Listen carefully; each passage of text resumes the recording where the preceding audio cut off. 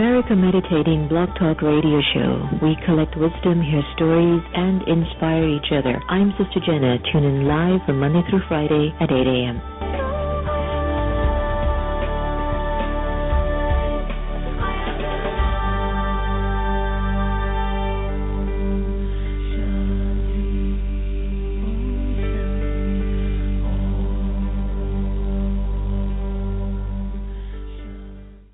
Take a break. Breathe. Why don't you visit the Peace Village Learning and Retreat Center, 518-589-5000. Today in school, I learned a lot. In chemistry, I learned that no one likes me. In biology, I learned that I'm fat. I'm stupid.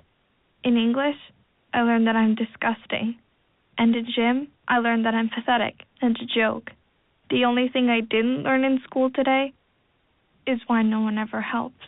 Kids witness bullying every day. They want to help, but they don't know how. Teach them how to stop bullying and be more than a bystander at stopbullying.gov. A message from the Ad Council. He went without food, not to lose weight, but to help people lose generations of hate. While many around him rose up with violence, he sat down for peace. When others used religion as an excuse for war, he used it to remind them of love. Mahatma Gandhi made the world a far better place by reaching out with the strength he cultivated within his soul. So, pass it on from the Foundation for a Better Life at values.com.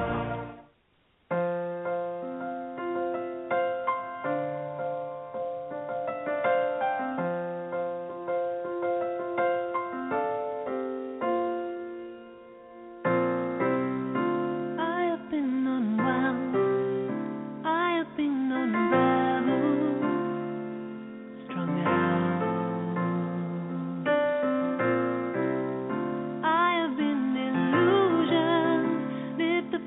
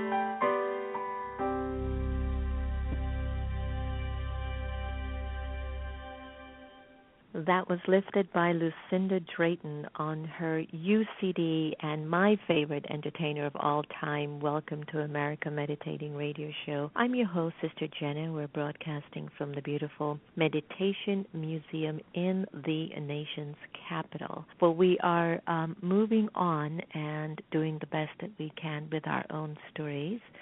My concern is, are we paying more attention to our stories or attention on other people's stories? How much percentage of your life is used looking into other people's affairs and business? You know, to what extent are you really caught up in other people's issues more than your own? And to what extent are you taking just care of you so that you can participate in relationships with other people at a higher level? When we look at ourselves, we sometimes just look at the outside forces that are a factor, but I believe that if we look at ourselves from a thought level, we get to the real game that we need to play, which is life. Stay tuned. We're going to be having Dr. Donna-Dannenfelser on the air, and she's going to be enlivening us about her stories and her journey. Before we get the great doctor on, let's go to Sister Gita and see what readings she has got for us, and then Donna and I will have a wonderful conversation. Sister Gita? Every little cell in my body is happy. Every little cell in my body is well. Every little cell in my body is happy. Every little cell in my body is well. Feel so good, feel so swell. Every little cell in my body is happy. Thank you. And of course, every little thought in our minds should be happy. Every little feeling in our intellect should be well, and every little sanskar in the soul should be about our original nature. Inspiration. How can we serve those around us? By making our lives inspirational and interacting with tact and wisdom. Even if there isn't the chance for actual conversation, we can learn to take in each other's presence. We can learn to take in each other's presence in a positive way. How powerful. The knowing that there is goodness in everyone and making their specialities our own. Don't pay attention to their defects. This creates an atmosphere of love and regard, which makes it easy then for us to share spiritual experiences. We should be so cheerful and our lives such examples that they say, here is an angel. Thank you. Have a contemplative day. I just couldn't resist singing that song. Okay, take care. Om Shanti. Sister Gita, you can do no wrong. That was the song that Sister Gita sang during her cancer recovery treatment. And when she would go for her chemo inside of the room, she would do this with all the patients that were sitting in this queue getting their chemo treatment. So you can sing that song, my dear beloved, as much as you want. The America Meditating Radio Show is proud to welcome Dr. Donna-Dannenfelser, who is a psychotherapist with years of professional experience helping those in need. She has been featured on the shows Dr. Oz, The Today Show, Flipping Out, Interior Therapy, Crowd Goes Wild, TMZ Sports, and Bloomberg TV News. Lots of media attention around Dr. Dannenfelser. You see, the TV series Necessary Roughness, featured on USA Network, was based on her life and has won awards for mental health awareness. She served as their co-executive producer. Radio talk shows have featured Dr. Donna as she speaks out about mental illness issues. She has served as the sports correspondent to The Today Show, Bloomberg News, and much more. The New York Post has christened her the Dr. Phil of sports psychology. She currently blogs for the HuffPost. In her blog series, Life is the Ultimate Team Sport. And her latest book, Game On, What I Learned During My Time as the Shrink to the New York Jets, is a bestseller. both nationally and internationally. Today we welcome Dr. Donna to the radio show. Welcome. Good morning. Thank you for having me on your wonderful show. I loved that song. Isn't that beautiful? You've got to get copies of it. She's my all-time favorite. So just look out for Bliss or Lucinda Drayton. She's just awesome. It brought a smile to my face. It sure does. It's one of my pep me up songs as well. Well, Dr. Donna, you've been a psychotherapist, a certified hypnotist, and a dream analyst for the last 25 years. My tongue's getting tied today. But what inspired your initial interest in becoming a psychotherapist? Because, getting into the hearts and minds of people to make them better is a huge assignment, and it requires a lot of inner strength. So how did you get onto that path? That's an excellent question, and I tried to go back in my mind. I think early on as a very young child, I was always interested in why people acted as they did. Why did they choose to be kind, or why did they choose to be mean, or why did they act out during certain situations and then other people seemed to calm down the same situations? So I was always interested in what made people tick from the very beginning. I always wanted to help people that were sad, and for that reason I knew I needed to go to school and study. So I was very, very interested in the human condition. Which is always important. I think a lot of us tend to be very intrigued about what makes us tick. I know that earlier on in your career, you specialized in women's issues and gave motivational workshops on topics, such as surviving divorce and separation, parenting issues, various forms of abuse for people who come to really, try to just cope with life and coping with strategies. Share with us some of the things that you have offered people to overcome some of these challenging encounters that some of us pass through at times. Yeah, I think we get caught up in our heads a lot, and we focus on what we don't want to happen as opposed to what we do want to happen. And what I train or what I speak to my clients about is not so much dwelling over what's hurting you and where you came from and how you were a victim or how people abused you. Today is a new day, and what happened was unfortunate, but we need to focus on the future and where you want to be tomorrow. So a lot of times that is difficult for people to wrap their hands around because we have to walk through the process. We're human beings, and we have to feel that pain, and it's okay to do that. But then at some point it's, okay, how do you want to move on tomorrow? And focus on what's good in your life. Focus on the good that's around you. And I even tell them, the fact that you have running water that's clean and hot is more than what a lot of people in this world have. So you can always find the good in your life, and you can find the good in people, and you need to focus on what you want, not what you don't want. And that's a big thought process that a lot of people have to get used to doing. And once they get onto that, once they get used to that knowingness that if I focus on what I want, I will get there, then they see hope. And once a person sees hope, then they see their future, and they can move on with happiness, with every cell in their body feeling better. Right. Dr. Donna, I don't know if you've ever been there, but just when it's not a good time for you, you're not in a good season, you know the tools, you know what to do, but that thought just isn't fueled with that energy to move you. What would you recommend individuals in that space? I know that sometimes people call it depression or whatever, but sometimes it's just that I call it's just not a good season. I'm not doing my best. Are there any recommendations you'd offer individuals when they do know what to do and they're in that state? Best practice, one or two ideas? Well, I definitely believe in meditation. I definitely believe in quieting the body and getting into the zone of your higher self. We all have a higher self, and that higher self is all-knowing. And if we can quiet ourselves and get there and talk to that higher self, I think that physical movement is very important when people are in that state. Now, we're talking about levels of depression. I mean, if it's chronic depression, then they need to go and see a doctor, and sometimes there's medication that's prescribed that is needed.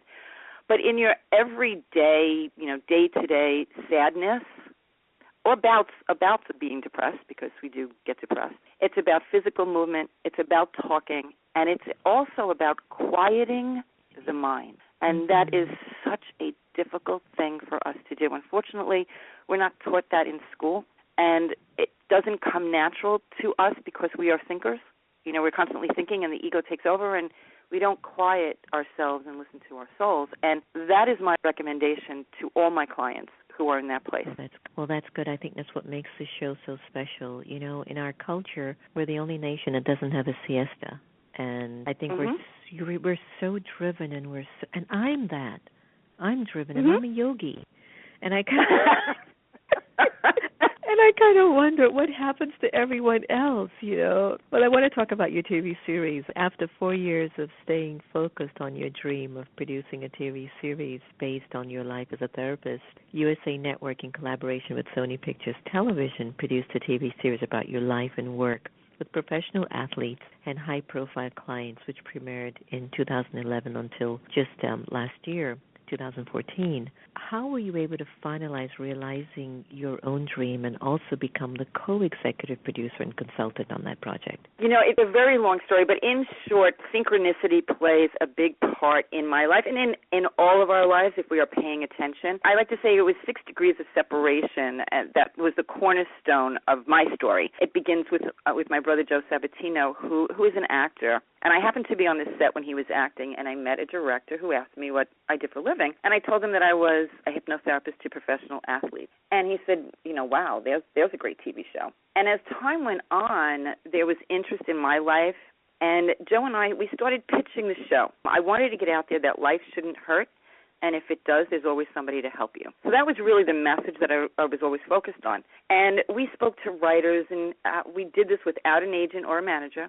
And first it was a half-hour comedy, then it was an hour drama, and it was a roller coaster of a ride with, you know, yeses and nos. You can do it, you can't do it, you shouldn't do it. And Joe wound up meeting a director's wife. Her name was Marley Dowling, and he told her about this show. And she went home and told her husband, Kevin, who was a director and had an agent, that he contacted me. When I met him, there was a very real connection, a good connection. And believe me, by this point, we were almost 4 years into the pitching process. But for some reason, I believe that could get it done. So he introduced us to 2 people who actually became the creators of the show, Liz Kruger and Craig Shapiro. And I immediately fell in love with them. They took the show to their friend Sharon Hall at Sony, and then she took it to USA Network, and they picked it up. But I will tell you that this was a 7-year odyssey of yeses and nos, and just staying focused on a dream that I believed with every cell of my body that I could get made for the purpose of shining a light on mental illness and getting the word out that life shouldn't hurt, and if it does, there'll be somebody to help you. Well, you know what I picked up from that? You were in a place of the spirit of service, and I'm even thinking about a show that we've just done with political leaders, and you've helped me to raise the question, why did I do it? And I think I'm doing it because I want people to understand the heart of our leaders, to let the folks in our country know that they're human too. Beautiful, beautiful. Thank you for that. That was a blessing for me. Thanks. So why do you think the show Necessary Roughness became so popular? What was in that show that appealed to people so much? Well, I think it was a show about a family. It was based on my life. And I, as a psychotherapist, worked out of my home where I had my 3 teenage children. So there's the rub, hence the rub. And I think it was a show about family. It was a show about love. It was a show about a therapist, and you got to see the way she was thinking. Anyone that goes into therapy or any type of therapy shows, you know, you're always focused on the client. But in fact, there's 2 people in that room. And as much as the therapist is helping the client, many times the therapist is learning from the client. And it was a show about love, about mental illness and people that are not well. When if you can't see the sores and the scars, you think a person is fine. And mental illness it's hidden. And it was a way of highlighting that and showing that there's help for these people, and people want help. And I think it was just a very interesting show about athletes too. Athletes are very interesting people. They are. I don't want to change the conversation, but I think you've heard about all these issues in our country with violence, where individuals are going into churches and shooting people, or cops are hurting people just for a traffic pullover stop, and there's absolutely no harm or whatever. And I think it's not even anymore like a racial issue, and I know this is a completely different topic, but I might be leaning over to something mentally wrong, not mental wrong in terms of sanity or whatever, just like mentally wrong, a soul problem, that we're not feeling good on the inside, and that's why it's being reflected in the behavior that we are projecting. Would you agree? I would, and I would also add that there's also an awakening happening. People have been really shackled to a system of control, and I think that there is an awakening, a conscious awareness of there's more to this world than the 9 to 5 running around. There's more, and they're getting angry, they're getting stifled, and they're getting confused. They're getting confused as to what is right and what is wrong and where are the boundaries, and they're pushing them. And yeah, there are sick people. There are sick people out there that are hurting others. Right, and I think they need that help, and I think that's what makes a movie maybe so powerful. Deep down, we do know that there's a soul ache, and where maybe we might call it mental, I call it just a soul ache, and the question is, how can I bring the love of the soul, the love of humanity, the love of God into the story so I can heal myself? I want to move on to your new book. Congratulations. Game On is On. Wow. Thank you. It includes 10 core beliefs for achieving anything you want out of life. And what are some of the most important core beliefs? These core beliefs, this book is actually an autobiography / self-help book. It was about my journey and how does a mother of 3, therapist on Long Island, work for the New York Jets, first of all, in the 90s when women didn't do that, and then make a hit TV show out of it. And I learned 10 things.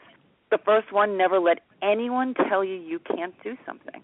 Never take no for an answer. No, for me, and it's highlighted in the book, means that person just doesn't have the power to help me in the way I need to be helped. Doesn't mean my idea is bad. It doesn't mean that it's wrong. It doesn't mean I can't do it. It just means that they don't have the power to help me along. Also, focus on what you want, not what you don't want. That's another thing, is my mantra, actually. I always look to find the love in everyone I met. Find the love in everyone you meet, because it's there. And when you identify it, when you see it, you can connect with that person on every level. And you'd be surprised the people that will come into your existence to help you achieve your dreams. And then there's the big one, be patient, knowing that everything happens for a reason. I don't know about you, sister, but I am not patient. And it's very difficult to stay in a place that is uncomfortable. But we need to know that we're there for a reason. And the powers to be are lining things up for us. If we stay focused on a dream, the universe has no other option but bring us there eventually. And the 10th one out of them all was be grateful for where you are in life, because you are exactly where you need to be. And the older I get, the older I look at the crumbs that led to the different places in my life. And there's never a straight line to your destination, ever, in anybody's story. You're over here, then you're over there, and it's very important to be grateful for everything, because it calms you, and you get to be very clear on your destination and how to get there. Those Beautiful are just 5 of the 10.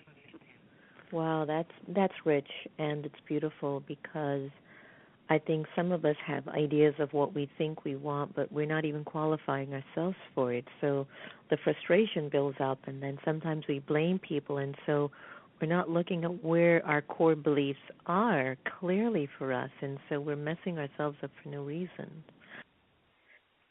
It's definitely true. And one of go ahead. I'm sorry. Go ahead. Continue. No, continue, Donna.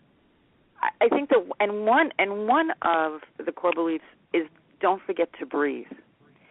We need to take a breath, and this is where the meditation comes in. I have a website. It's heartcockles.com, and what I did was while I was waiting for this show to get picked up, because remember I said it took 7 years, I got involved in the law of attraction and quantum physics and meditation, got very involved in meditation. And I imported these heart cockles from the Philippines as a visualization tool to teach people how to meditate and quiet their minds. And there are many people that have a difficult time doing that, and having a focusing tool, it could be a candle, it could be anything. And it was my point that you work so hard to get somewhere when in reality you don't have to work that hard. You just need to believe in your ability to create, and then take a breath. You need to take a breath. And I think that's very, very important for people to understand. Don't be so hard on yourself. You got to give yourself a break, because if you don't, no one else will. I like that. Sometimes we tend to be way too hard on ourselves anyway. In your book, you spoke about something about taking off the golden handcuffs. And I was one of those people. People stay in jobs, relationships, their situations way longer than they need to. And we know when we need to move on, especially in a job. Hold a minute. One more time on that, because I think I'm also in a place of transitioning. Let's say that you're in a place, you're in a position, you're in a relationship that has worked, is working, but this emergence of a different thought is coming up. And you just said sometimes we stay in a position or a place way too long. I want you to just go back again. I need to hear that again. Okay, I will do that again, because I was one of those people as well. We get comfortable. First of all, if you're the type of person that you do everything you're supposed to do, you do everything you're supposed to do, you were taught to do that, and you're very obedient, and so you do that. And something in your gut is saying, been there, done that. And not in a bad way, but we need to grow. But, change is uncomfortable for a lot of people, and it's scary, especially if it's going to hit your financial pocket, okay? Because if I change what I'm doing, how will I pay my bills? And it's a scary thing. But we don't understand our power to create situations that are going to take us to the next level. We're not going to fail. Life was not set up for us to fail. And I always ask people, if you were not afraid, what would you do? And they tell me exactly what they would do. And so then I say, well, go and do that. Well, what happened? Well, you're talking about fear. So today we need to either choose love or fear. If you choose love, you will move. If you choose fear, you will stay in a place where you will die, because your spirit is telling you we need to go. And so we are afraid to do that. And I was one. I had a very lucrative business. My heart, my soul, every cell of my body was saying you need to go. And what was happening was that I was beginning to physically get ill. I had a twitch in my eye. I had a cyst on my ovary. I looked in the mirror. I looked 30 years older than I should have been looking. But the moment that I gave myself permission to take off the golden handcuffs, and believe me, I can hear my mother screaming from Long Island, "Where are you going, child? Do you know the retirement package you were walking away from?" And I had to go. And the moment that I decided where I was going and what I was doing, not knowing how it was going to end up, but just trusting in my innate ability to create and succeed, right, I got well. The twitch went away. The cyst went away. I was born with a heart murmur that I had through my whole life, and today my doctors tell me I don't have it anymore. I don't even know how that happens. I don't even know how that one happens. You open up those golden handcuffs, and I can only imagine your mother's voice from Long Island, because I spent many years in Great Neck, so I kind of know what that was like. Okay. I get that. Dr. Donna, it's been wonderful having you on the air, because I think you're touching on things that we all need to hear, and I think when we hear it, it gives us the opportunity to be accountable, to make that choice rather than trying to ignore the knocks on the door of the mind that says, come on, you don't need to be there, don't need to be going that, but you can feel it, like there's a shift. And I think for me it has a lot to do with, do you have faith in yourself? Because if you are living off of somebody else's accumulation or somebody else's energy, I think it tests you to decide for yourself, do you believe in yourself? Absolutely. Absolutely. Do you believe? Because if you don't believe in you, who's going to believe in you? Exactly. And then you walk into these relationships with people wanting them to believe in you when you yourself are walking with that hole. It's just complicated. Well, we want to get you back on the air in the future and start to just continue with this dialogue, rather. I think it's really important. But before I let you go, please, what is your favorite life quote that you could share with our listeners, and maybe information on a website that they could find you if they would like more on you? Sure. They can go to dr-donna-dannenfelser.com, and that's my website, all my contact information, all my Twitter, my blogs. There's Dr. Donna's Heart Cockle blog, but it's all on my website at dr-donna-d.com. And let's see, my favorite life quote, oh gosh, all through my house, all over my houses I have, live well, laugh often, and love much. I love that. Oh, that's beautiful. Thank you so very much, and continued success in everything that you do and helping everybody to kind of make their minds into a more enjoyable place to live from. Thank you, Sister Jenna. Thank you so much for having me on your show. All right. Take care. Bye-bye. Bye. So outline your core beliefs. Get a copy of Dr. Donna's book, Game On, What I Learned During My Time as the Shrink to the New York Jets. I mean, until we know what our core belief systems are, it's very hard for us to really feel solid with our movements in life. I hope you've enjoyed today's conversation. And like Sister Gita was sharing earlier on, every little cell in your body, make them be happy. Remember, no one can take away your happiness unless you give them permission, and we are here to love each other the same. So let's do that.